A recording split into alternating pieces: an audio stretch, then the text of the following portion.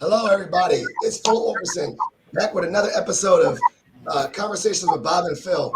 I don't know, we might hear a little echo in the background, so I won't talk as much.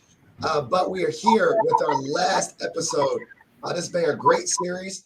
It's just been wonderful. And so just some quick announcements. As you know, Eastern EACE, I've transitioned and I'm no longer a member of the Eastern EACE Conference Experience Committee. I am now a member of the Eastern EACE Technology and Communication Committee. And one of my roles there is the Twitter chats. So please feel free to join me on the second Tuesday of every month. We already did our first one this week on Tuesday. So the next one is October teens. I can't even remember the exact date, but it's in October, the second Tuesday. Also, just continue to check out your Eastern EACE Pulse surveys. You'll get those emails about those and then all those different things. But without further ado, let's just get right into it. Without further ado, we're going to have Bob introduce our wonderful guest today. No, thank you, Philip. And then if you're not, you need to get on those Twitter chats, real talk. But I have the very lucky pleasure of introducing Dr. Walter Tarver. Dr. Tarver is the Assistant Vice President of Student Transition, Access, and Retention at Stockton University. Coming from the world of career services, unapologetic Lakers and Bills and Yankees fan, and someone that I'm lucky enough to know very well and have worked with in the past. But Walter, welcome, man. Hey, thank you guys for having me. Much appreciative. So Philip dipped out there. Philip, that's all right, man. You're trying to do your own thing. I see you. We'll just start it off real quick. I mean, now that you're transitioning to different, broader, larger roles, talk about your early involvement in Eastern EACE. How did you get involved in Eastern EACE? Who tapped you on the shoulder? What did that look like for you? I know you're a past president. What does that look like? What does that maturation look like from going from like, oh, that looks interesting to I'm going to run the show and then I'm going to expand things on a university type level? Sure. So I accidentally got into this field, believe it or not. And I know some of you that know me closely know that story to some extent, but I was coming from business school. So my plan was, conquer the corporate world and, most B school students make as much money as you can, right? That's kind of your focus at that point in time. But as I progressed through business school, I got my values, my morals, my ethics more in alignment with what it is I thought I could see myself doing on a daily basis. And while the degree has certainly been beneficial, I decided not to take that route. During my last year in grad school, I actually had the opportunity to work in the career services office at the University of Buffalo. And it was one of 3 jobs that I had at the time. So I didn't have any affinity towards it or any of the other 2. Again, just trying to pay rent, eat, all that good stuff. But they gave me some responsibilities that really allowed me to grow.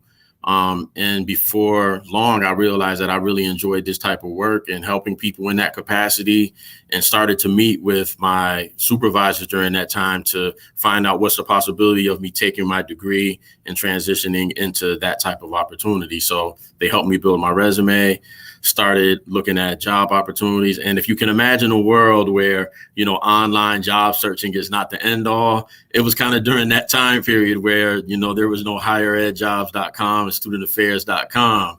I actually don't even remember how I found out about the position initially, but I think one of my peers working in the office ended up forwarding my resume.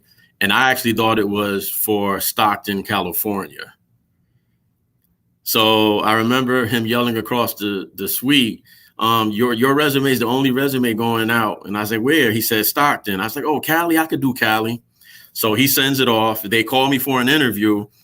And my previous supervisor is on the phone and he's telling me how I can get to New Jersey. And I'm thinking, New Jersey? Why would I be going to New Jersey? So long story short, I rolled down to Southern New Jersey, interview, end up getting that position. So I think it was probably, and the dates escape me. When you get my age, dates will start to escape you a little bit. But I think it was maybe my second or third year in my role as coordinator of career and employment services at Stockton, where my supervisor decided, hey, we're going to go to this conference. I was like, okay, that sounds pretty good. A conference. I like to travel. We can do this. And the first conference, and a lot of us old timers remember the first conference, we consider it the legendary Seven Springs Conference out in Pennsylvania, outside of Pittsburgh. That was my first conference, and I honestly do not remember the year. I want to say 99 or 2000, but I'm sure I'm off by a year or two. And when I went to that conference and talking to my supervisor and thinking about some of the things I had experienced thus far in the field, I liked it, but I wasn't really overwhelmed by it. So my thought process was, if I don't enjoy this conference, connect with people, I'm going to transition into another career. So we get to the conference, and I know many of you have done this out there. I asked my supervisor, how do we pack for this thing? And he's like, oh, yeah, bring suits and stuff like that. So every day I'm sitting there suited up. And finally, and she probably won't remember this, but that's where I first met A.D. Alberts. And she remembers kind of seeing me looking lost. We had a reception out near a pool area, shirt and tie on. It's about 85 degrees. And she's like, brother, take off the shirt, the tie at least, right? So that was my first Eastern ACE conference. And I met some really great people. 80, one of the first people who approached me. So many good people, Terry Moore, Camille Franklin, people that are no longer heavily involved in the organization. I'm trying to think. I don't remember if I met Jake at that point. I don't think I had met Jake yet, but the conference ended up being incredible. I met people from all over the region, got some good insight into the career. So that's kind of how I got into it and got involved with Eastern ACE. In terms of getting involved, I think I signed up for, the entertainment committee. It was like my first 2 stints. Anybody who has known me know that I like to have fun. So I'm thinking, hey, I can participate and contribute on the entertainment end. And then, once you get involved in one committee with Eastern ACE, they kind of have you, right? So after that conference, the next conference goes by. So what are you going to do next year? And before you know it, you're 5-6 years in, and you're serving on these different committees. I think I did Diversity Advancement Committee, was probably one of my earlier committees, which I know is now D&I. So that was kind of my first venture into being engaged within the organization itself. In terms of ascending to the presidency, never had my eyes on that. Figured I'd just, volunteer at the committee level. But I think most people know Jennifer Barr. She set me up real nicely at the NACE conference in San Antonio. Everywhere I turned, she was there. And I'm like, what's going on with her? So she finally said she wanted to talk to me, and I had no idea what it was about. So she finally called me after the first day and said, hey, what do you think about running for president of the organization? I was like, nope, never. Nope, not unless, if you don't want the organization to exist, you might want to go in a different route. So I told her, give me, I think maybe a month or something to think about it. And my thought process to myself was, yeah, she'll forget about it. She won't come back to me and I'll be able to get out of it. But like clockwork, she calls me at my desk. Hey, it's been a month. Have you thought about it? And of course, I felt obligated. And those of you who have been involved with Eastern ACE, you know that you always feel obligated after that first time. So then I'm thinking I won't win, right? Find out I'm going against my good friend, Noah Simon. I'm like, oh, Noah will definitely beat me in an election. We tie. So I'm thinking, okay, he'll definitely win the runoff. And I ended up winning by 1 vote. Sorry to bring that up if you're on here, Noah, but hey, Bills over Jets always, man. So I ended up becoming president of Eastern ACE. And then I was like, oh boy, what am I supposed to do now? And it was one of the best learning experiences of my life. The connections with people just throughout my time in Eastern ACE, you can't even place a value on it, quite honestly. So I don't want to take up too much more time, but that's kind of how I got to the point of presidency. I was trying to find the mute button, and that's probably why I jumped off. And I clicked myself out. I think that was a great story. I find a lot of connections between me and you. I think I might call myself Walter the IV, because I started off in career services randomly, and the whole 9 of people tapping me and all that stuff. I was getting so triggered by all these things. So Thank you for sharing that, because someone looking up to you, I'm like, wow, that's a very similar story. Can you speak upon the parallel trajectory of how your involvement in Eastern ACE assisted you with your ascension in higher ed, and vice versa? Like, serving on these committees helped me with this, and then helping, me being what I'm doing in my university helped me back in Eastern ACE. So can you talk about that relationship of getting skills in both areas and how they helped each other? Definitely. So certainly, I mean, on the most basic level, it expands our tangible skills and experience set, right? I mean, we're either career or employment professionals, and certainly participating in all of the activities, whether it's during a conference or, during the course of the regular year, all of the knowledge that we gain for our specific day-to-day roles certainly is important, and that certainly helps you advance. But I think what I found most valuable was the intangible, right? So again, if I can just go back to my initial engagement, I didn't really have a lot of confidence in terms of what do we refer to it as, imposter syndrome into this field, right? I have an MBA. This is something totally different from what I thought would happen for me professionally. And now I'm in this world where I don't have the formal training for it, right? Even to this day, I hear people talk about, oh yeah, when I was in my master's in education program, I'm like, I don't know anything about that. Always feeling like I didn't belong. And I think Eastern ACE gave me the confidence and all of those intangible abilities, being a part of a committee, then co-chairing a committee, right? Being on different conference committees, moving from a more general committee to a conference committee, and then getting on the executive board. Those things give you more and more confidence. And a lot of the training that we do, I know some people take the training for granted when you have to show up early for the conferences and, all of the, off conference season trainings that you do. But those are the things that I think set you up to ascend up the ladder. I mean, if you look at both sides of the coin as career professionals, we're all competent. I think that we all feel that we're competent in the day-to-day at some point, right? Same thing with our recruiting professionals. But how do you differentiate yourself from everyone else? If you just take our organization, right, as a blanket, you're competing with all these people in the region, let's say, as an example. How do you differentiate yourself? We all know how to run programs. We all maybe know how to manage budgets. We all have a certain skill set that is equivalent, but it's those intangible things. Who can really lead? Right? Because higher ed is looking for leaders, and Eastern ACE creates leaders. So those are kind of some of the things that I think that really helped me go to the next level. In terms of the career services to AVP situation, that's just being in the right place at the right time, quite honestly. We went through a transition at the executive leadership level in student affairs. I was one of the more veteran people within management here. And, I feel very fortunate that our new VP, after assessing the landscape, thought enough of me for me to be a part of the executive team. And if you look around, you don't find too many people that go from director of career services to an executive level in student affairs or any place else on campus. So I feel very fortunate there. But I think all of the stuff I said before that, though, again, I think prepared me for the moment when it came. And Eastern ACE, I think I've said it numerous times over the years to a lot of different people. I would not have had the career that I've had or the life that I've had, quite honestly, without Eastern ACE. I feel like Eastern ACE should just clip that last minute there and just run that as a commercial. So on loop.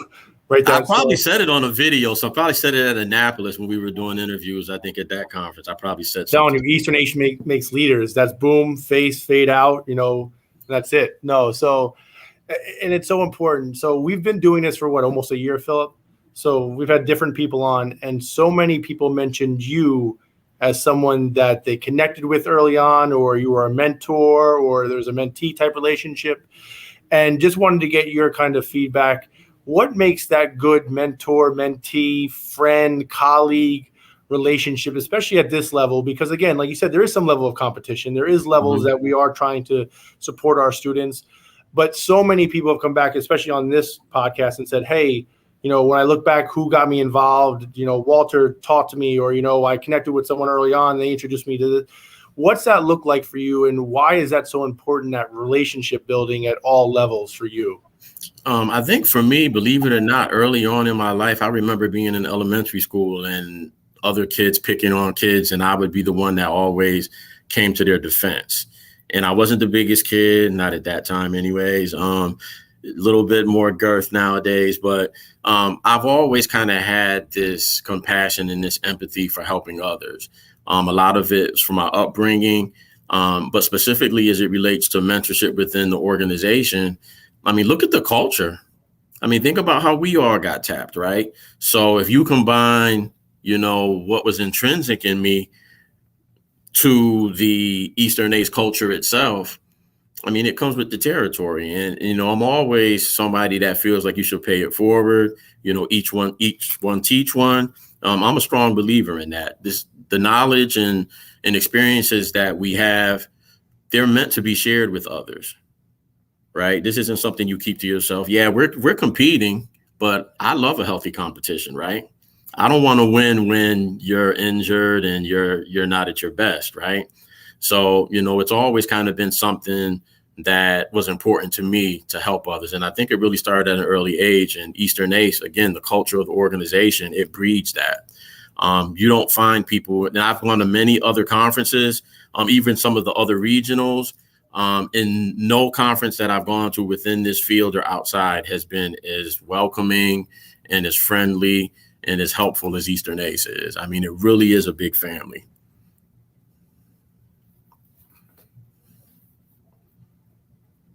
I'm gonna find it. I had like 2 screens and my mouse was somewhere else. So one of the things I thought about too was like scalability, right? Like in regards to professional development. And you did say NACE, but obviously we're not gonna do no shade to NACE, but just in general, like sometimes it's overwhelming to go to the largest thing, and then sometimes you're heavily plugged in the state thing. So how do you, for those that are young, getting into or early in professional development, what would you say would be some good advice for them to investigate involvement where they, one, don't overwhelm themselves, but also still contribute?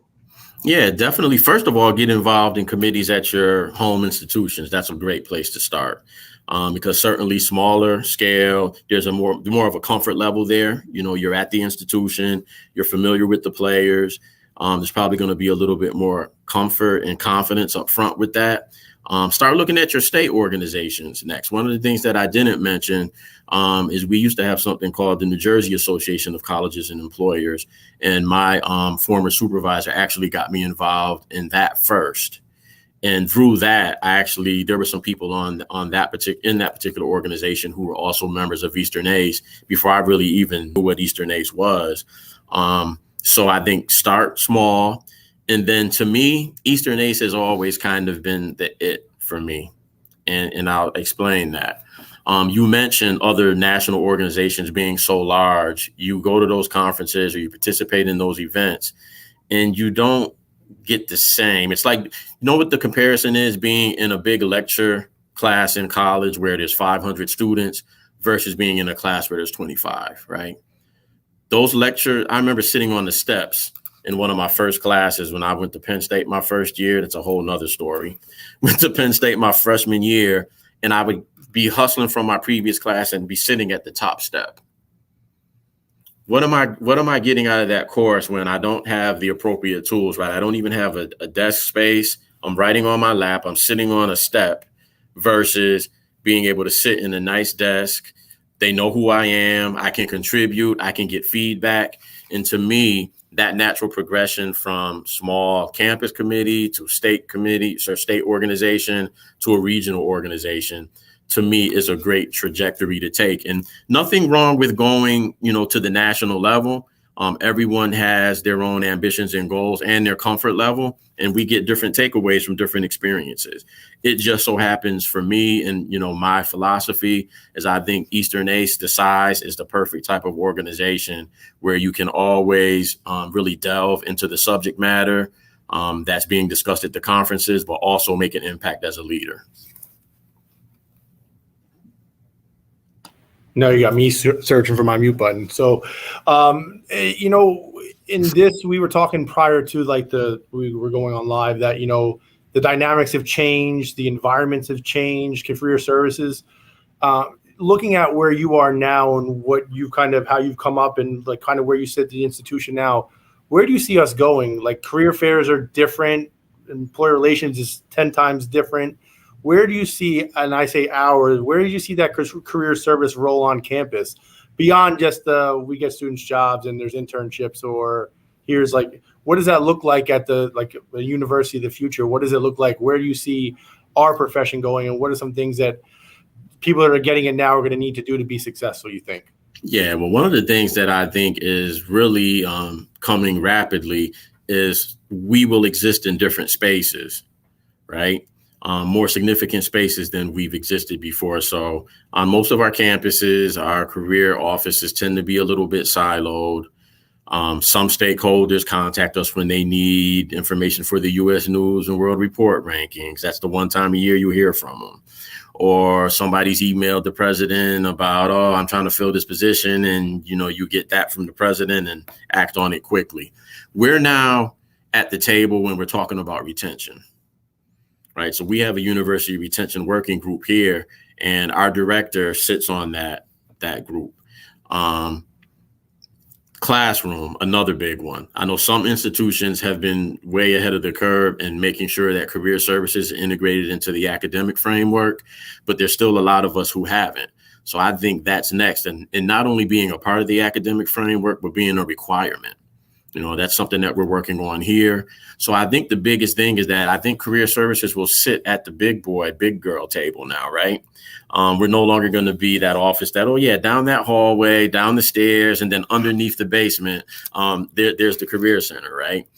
So definitely more visibility and sitting at the tables where some really important decisions are being made. And probably more importantly, being a part of the enrollment recruiting process, right? We've been talking about return on investment for the last, I don't know how long now, but how many career centers are front and center during open house? How many career centers actually get a visit when they're doing a campus tour, right? How many career centers have this upfront presence on your campus webpage?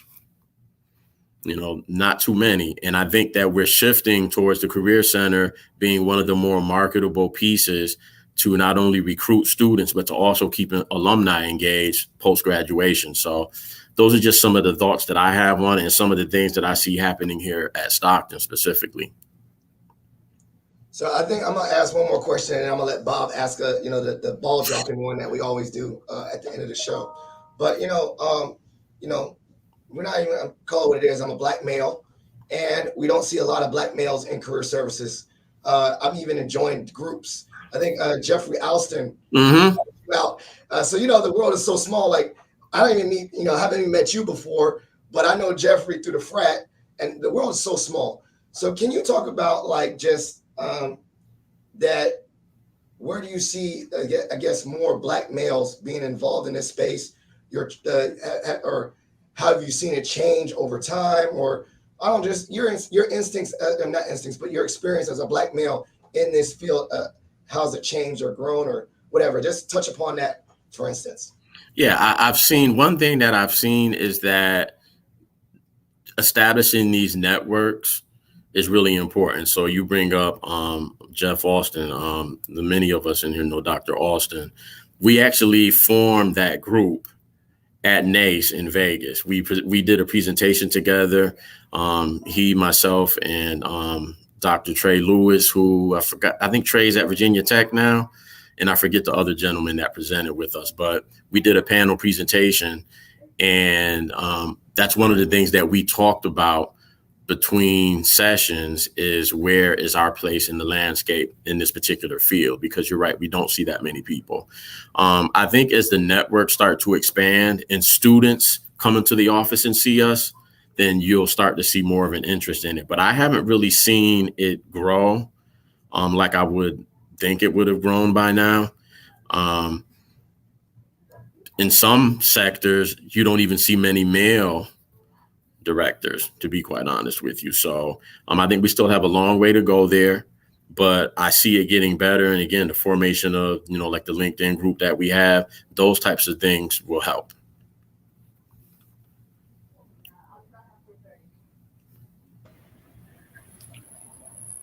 No, thank you for that. And then, shout out to Jeff. I mean, I know he's gone on to other things, but yes, shout out to Jeff. I mean, it's And I think it's so important too when you talk about that network and seeing people like yourself, knowing that, hey, someone's there and I can look to someone that is that support. And I can tell you just a quick anecdote. I missed lunch that day in Vegas because they had one elevator up, and we went up to your presentation and if we were not getting down because there was just so many people jammed in the elevator. So I know that Paris was not pleased that the crew ran through the entire, so we were like waiting there, like, well, how long is that elevator? It's gonna be like, it's 45 minutes. Everyone at the conference is up on this floor right now. So kudos to you in that presentation.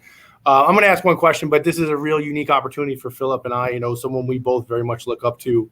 Really appreciate what you've done for people like us to make sure that we have those opportunities. So I'm going to ask you a question that I probably should have asked you when I first started working with you 12 years ago or so now. If you could tell 25-year-old Walter anything right now, what would it be and why? I would tell 25-year-old Walter to be more engaged in taking advantage of opportunities, and probably to be a little bit more open. And what I mean by that is I thought I kind of had things planned out, like this is my direction. And again, this is probably a different story, different day. At 25, I was actually just finishing up undergrad, believe it or not. So that's a whole, like I said, whole nother story. So my life had not gone, to where I thought it would be at that point. But I think that you have to connect with people, and it's okay to ask people questions, right? I'm an only child. Some of you know that, some may not, but I'm an only child. So I always feel like, I'll do it myself. I'll figure it out myself. But, networking, I mean, can't tell you how significant that is. And I think if I had done that earlier in my life, being more open to things, being more open to the advice that people gave me, knowing that I don't have to do something just because somebody imparts some knowledge, but to kind of take it and add it to what I know. I think that would have probably made things easier for me. I don't regret my path at all. A lot of people say, I would have done this and I would have done that. I think that I'm a stronger person and probably a more complete human being because of that path. I think that there's no success without adversity. And to be able to get through adversity, especially when you're younger, makes anything you face afterwards that much easier to deal with. So those are some of the things that I think I would tell a younger Walter, and probably be a little bit more serious about things, about life. My mom used to always tell me, I used to be worried about you because you just didn't seem to be like that gung-ho about anything. But I used to be really quiet, and really when I'm not, around you guys in the Eastern EACE crew, I'm an introvert. At the end of the workday, my commute, I'm exhausted and I have to get back into my shell. Working in higher ed, there's a lot more introverts than you think. And we expend a lot of energy during the day. So, those are some of the things that I think I would reflect on with 25-year-old me. That's great. I thought you were going to say something like I would invest in Bitcoin or something, be rich. Or Amazon, like invest in money. I'm a late adopter, Phil. I'm a late adopter for everything. Everybody's rocking CDs. I still got cassette tapes back in the day. Oh my goodness. Converter, like things called, you probably still use Napster. Hey, don't knock it. So this is your opportunity. We want to end this, before we do some ending announcements, but Walter, it's been great joining us. I mean, we just want to give you an opportunity to show some love. Any shout outs or anyone you want to talk about? Let us know. And I know you probably can fill up like I'm letting you know, don't forget anyone, because people have lists. Like last time someone forgot someone, people next, so don't forget anyone. I know I'm gonna forget people. Think about it. I'm saying, like, there's a lot of people out there. So I'm not sure if you can go on the Facebook group right now and just read the names, or you can just do a blanketed statement. I'm gonna give a blanket and some specials. Okay. So certainly, all of the past presidents. I could start running down your names, but I'm not going to do that. All the past Eastern EACE presidents. Special shout out to Junior Delgado, Carrie Ware Lido, Helen Brown, Jennifer Barr, A.D. Alberts, My vendors, Jake Burke, Val Mata, man, the list goes, there's so many people. The list goes on and on. I mentioned some people that, used to be involved back in the day, to Terry Moore, Camille Franklin. I know I'm forgetting a ton of people. Noah Simon, Stacy, was on the board with me. Man, there's so many people. Anybody I've ever worked with, just thank you for allowing me to walk the same path as you and to share the same space as you. I've taken something from every interaction and every opportunity I've had within the organization. And if I did forget you and I did not say you by name, please do not feel slighted. All of you have been very important and instrumental to me, not only professionally, but certainly personally. So, and I know I probably forgot somebody big, but they'll probably text me or something about it. So I'm prepared. G-Tang.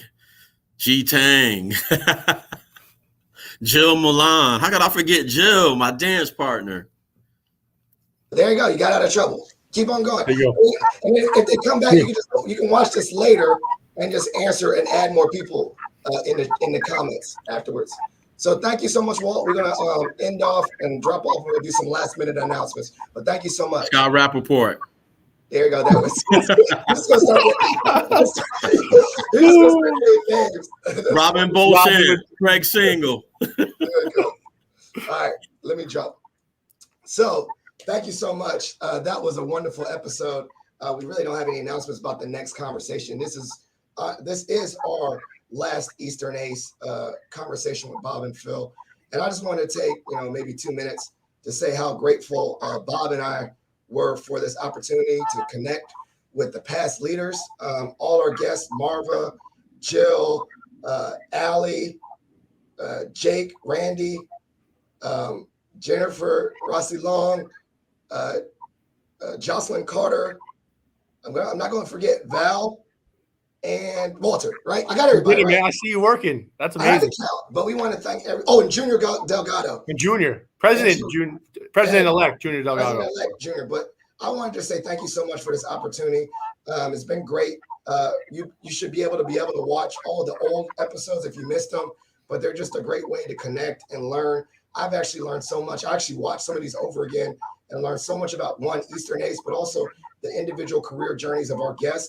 That is really actually inspired me to let me know that those thoughts of imposter syndrome or those thoughts of not being sure, other people that I've looked up to have felt that as well. So this has been a great series. So please, take the moment to go back and listen to them.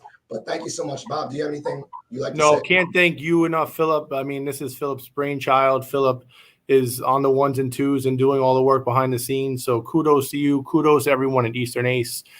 President Jill Milan and Jen Rossi Long and others for making this happen. We really appreciate the opportunity to talk to just absolute titans in the industry and get that out. But really kudos to Philip. Hopefully we'll see all of you in Atlantic City this year in person. Can't wait to see all of you again and look for opportunities to get involved. I mean, just get caught trying in the organization. There are so many great people. And we are so thankful. We're thankful to our squad. Shout out to the squad right there. I see you, Whitney.